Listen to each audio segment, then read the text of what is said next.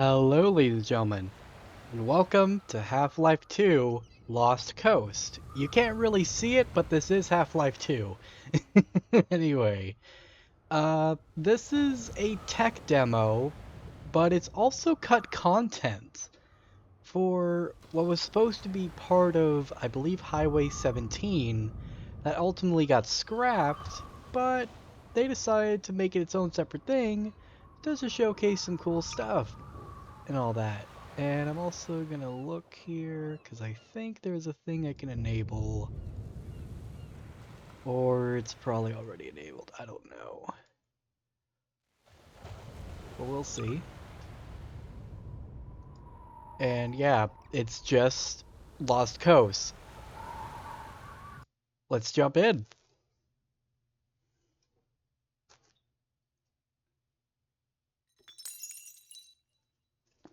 And there it is. We can get some commentary from the developers.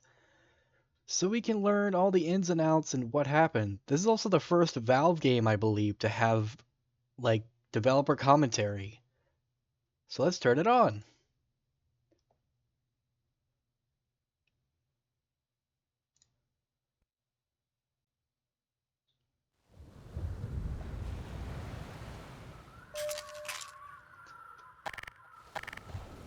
We basically got nearly the entire loadout,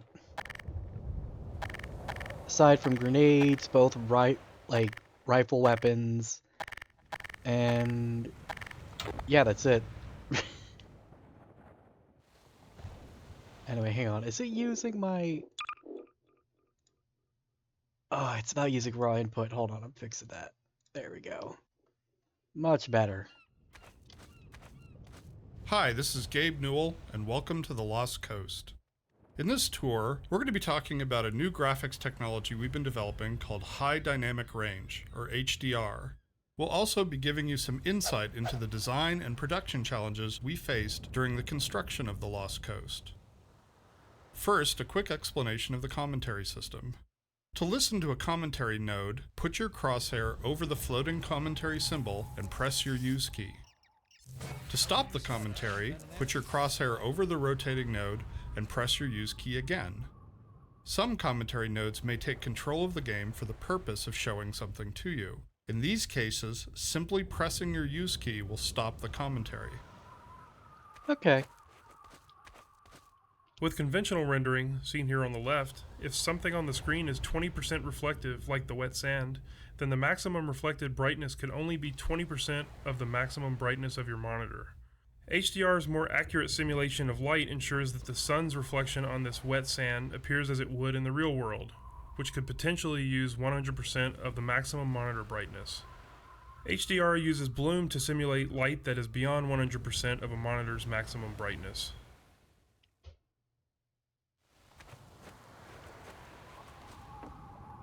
The process of building characters in Half-Life 2 taught us many things. By the end, we believed we'd figured out a more effective process for designing and constructing characters. This fisherman is the first character we built using that process. Design-wise, the fisherman was focused on showcasing HDR and the way light falls on human skin. The highlights on his forehead and nose are good examples of specularity on human skin. You can see how the wrinkles on his cheeks and around his eyes are an example of how we can use normal maps to add depth. Production-wise, the fisherman was built using a similar process to the rocks you saw on the beach. We model the 3D character at a very high detail, then extract much of the physical information and store it in the textures. Hey! You there? Wait a minute now, aren't you? You are. You're that scientist chap, Friedman, Fishman, am I right? You must be here to take on the Combine. Not sure what one man can do, but no other reason to visit St. Olga at a time like this. I'll take you to where they made their base, or as far as I can, at any rate. So yeah, we see a character that doesn't appear anywhere else in the series.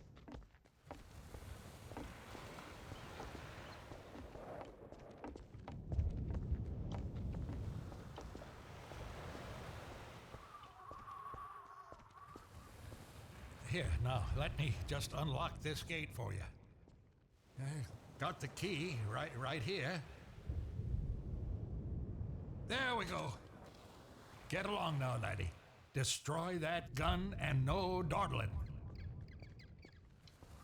Water presents us with a lot of rendering challenges. In fact, we have to render the scene 3 times. Once for the refraction of what's under the water, once for the reflection of everything above the water, and once from the player's view. You can see the reflection and refraction scenes in the 2 small windows on screen. In the refraction, we calculate per pixel how much water you're looking through to do a volumetric underwater fog to simulate particulate matter. For our full HDR solution, we had to go through the entire engine and modify every bit of code that calculated light and color. For example, these water reflection and refraction renderings had to be improved to support the full range of contrast values. Interesting. Alright, when do we get to kill stuff? Get along now, laddie. Destroy that gun and no dawdling. I'm going. I'm just, dawdling. Hurry, lad, get up the path. Shut up. I'm going.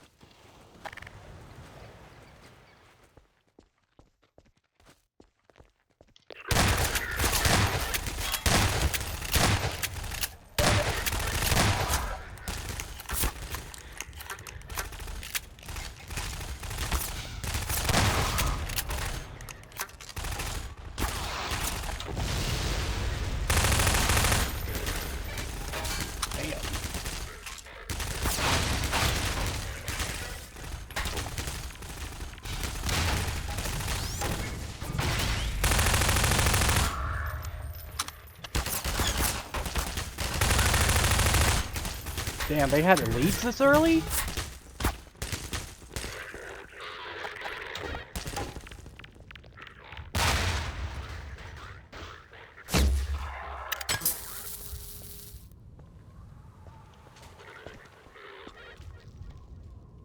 God dang.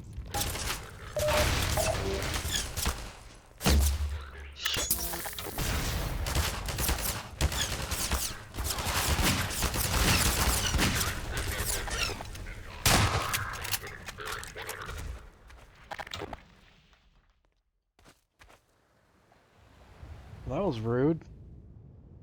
I was reading something.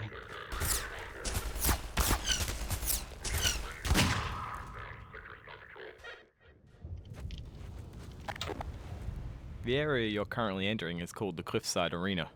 We were particularly happy with the vertical cliffside in Half-Life 1 and regretted that we didn't iterate further on that concept in Half-Life 2. Vertical space allows us to force the player to deal with threats from above and below. We find that players focus their view on the direction they're traveling, so by using a cliffside and having the player ascend it, we ensure that the player will look up and be prepared for enemies. If the player's path was to move past the bottom of the cliffside, it would be unlikely he would notice soldiers rappelling down from above. And dying from unknown threats never feels fair and certainly isn't fun. That's true. That is very true indeed. Yeah, this does remind me of a cliffside from Surface Tension.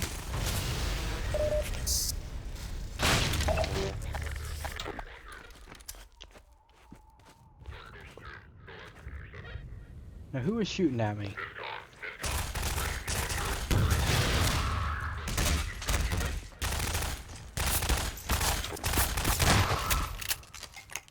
That's what I thought. Now then. Okay. Oh god, how far back? Okay, I was gonna say.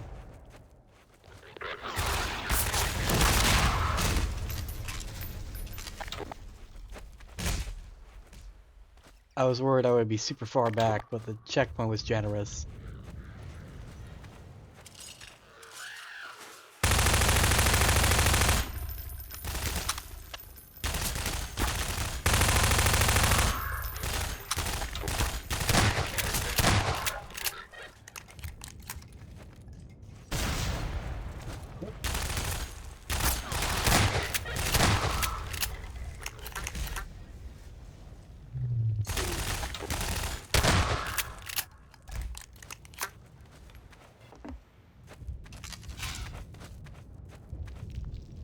Where the hell did you even come from, man?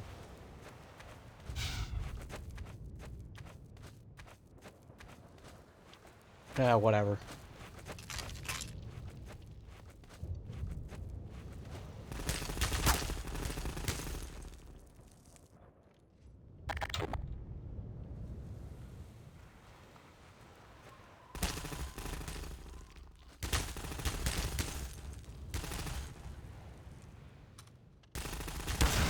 Oh, that's where.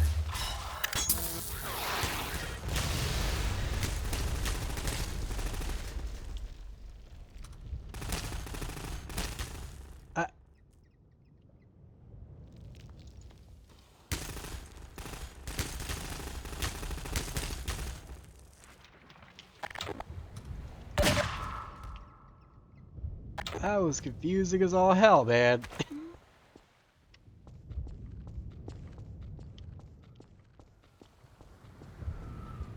One of the features of our HDR solution is dynamic tone mapping. The easiest way to think about dynamic tone mapping is that it's a method of simulating the way the human eye reacts to light. In the real world, you've probably walked into a dark room and noticed your eye adjusting to the darkness, letting you see better after some time. Or you've walked out into a bright day and been blinded by the sun, only to have your eye adjust and allow you to see normally. Your iris is adjusting itself in response to the amount of light hitting your eye. Dynamic tone mapping simulates this by automatically adjusting the exposure of the scene to mimic the behavior of your iris. You can see this as the view moves from the dark tunnel to the bright sun and back again. Here, you can see the way we calculate the amount of light hitting the player's eyes. We take a snapshot of the scene, measure the brightness levels, and then use that to adjust exposure. We consider light at the center of the screen more important than at the edges to better simulate the geometry of the eye. Well, that's pretty cool. Yeah, you can see what I mean by that. It's pretty cool.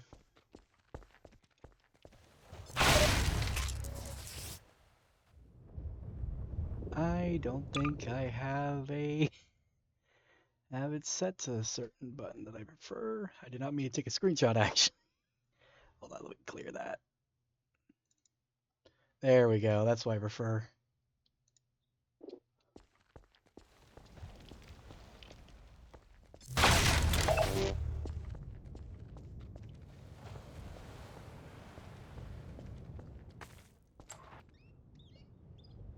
The courtyard in front of you is a space we call an arena. Arenas are built to hold the player for a period of time and usually contain combat or some other challenge. They often have multiple entry points for enemies, along with a gate of some kind to prevent the player moving on until the challenge has been completed. In this case, the arena is free of enemies until the player solves a puzzle and triggers an alarm. This is a method that allows the player to explore the arena and get a sense of its space before being forced to fight in it. It adds a sense of uneasiness to the player who's expecting to be attacked now that they've reached the goal set for them at the start of the map. The break in the action here is also a crucial part of the level's pacing. It allows the player to recover and explore the world a little after being attacked on the way up the cliffside. See, that's some good-ass level design there. They really think about it. Even having all these stuff around for you, ready to be picked up before you get dropped into the ship.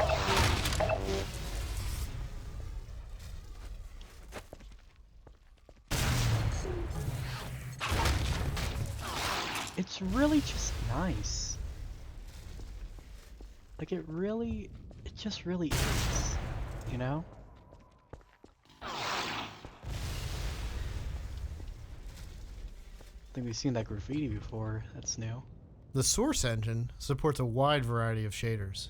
The refraction shader on the window here requires us to copy the scene to a texture, refract it, and then apply it to the window surface.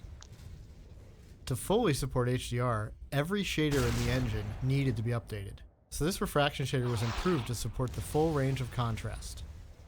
If you viewed the sun through this window, it would be refracted correctly.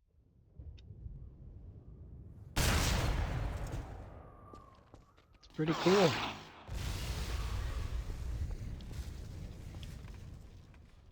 Now let's get inside this church.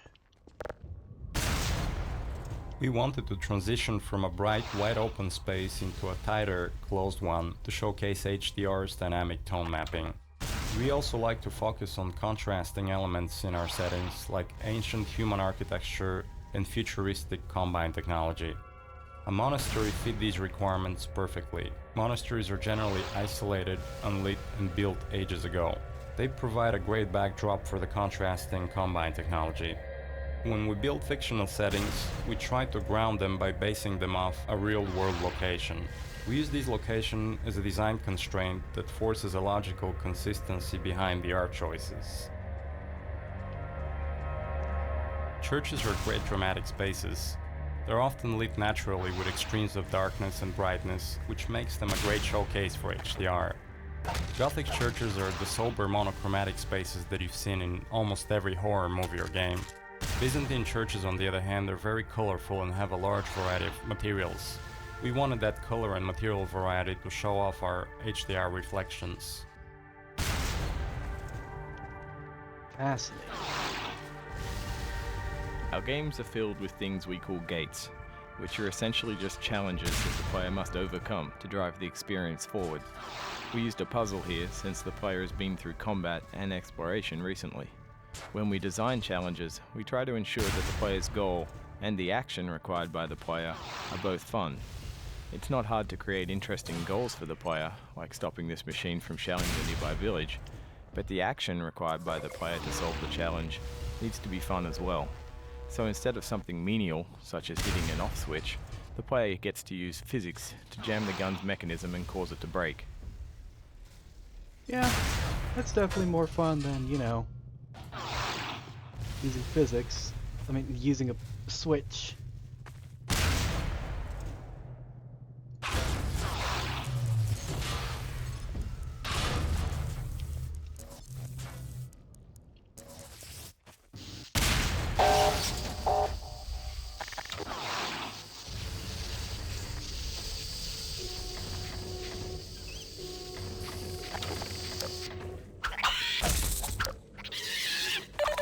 Ah!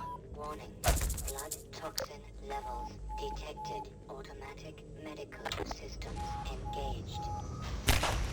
You bastard.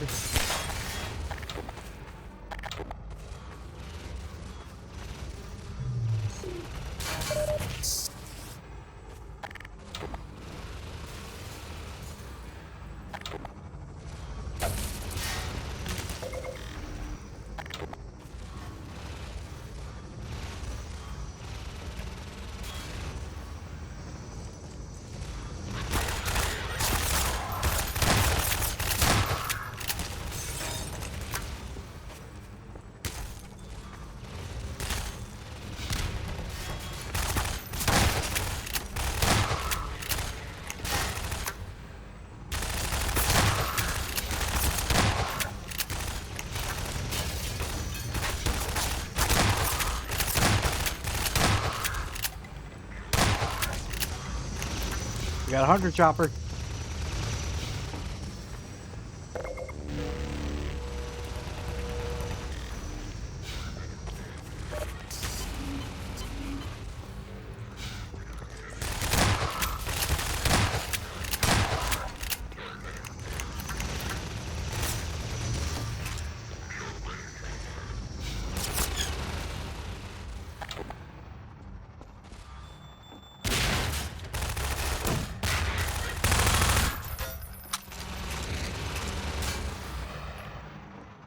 This marks the end of the Lost Coast tour.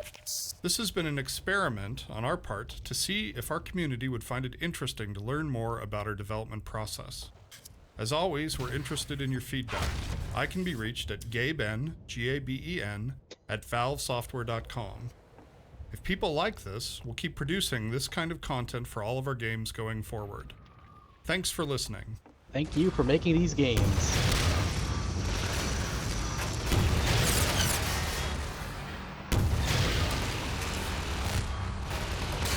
Oh, you can shoot it down.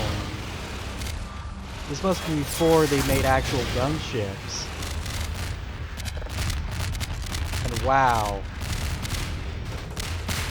Wow. That's one way to stop it.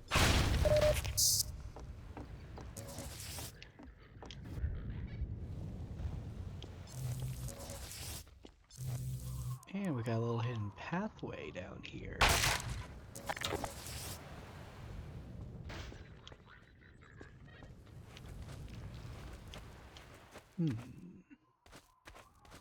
I don't know if I'm supposed to be down here either. But I feel like I have nowhere else to go. Yep, there it is. Okay, let's just sneak across. Whoa! I'm bouncy. Boing boing.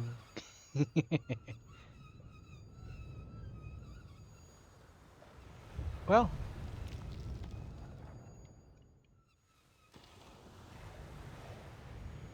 We've reached the You bottom. did it, lad. Come on with me to St. Olga. We would celebrate this victory with a feast. I hope you like leeches. Yeah. Hey, where you going?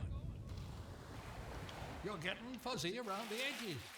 Well, I guess you got other places to be. Nice knowing ya. And yeah, that's it. That's Half-Life 2 Lost Coast. I just wanted to show this off real quick, because, you know, I haven't touched this since 2017.